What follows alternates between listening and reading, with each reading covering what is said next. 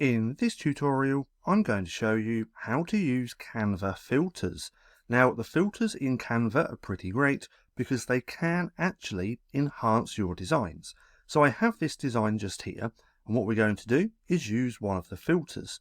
So we now click onto the image which we want to use the filter on. We can then come to Edit just here, and then over to Filters on the left-hand side. Now, if we click on See All, we have lots of different ones which we can choose from, and if we click on them, it's then going to change our design, just like that. Now let's come down to here because I quite like this one. Now what we can do is use this bar and increase the intensity or decrease that as well.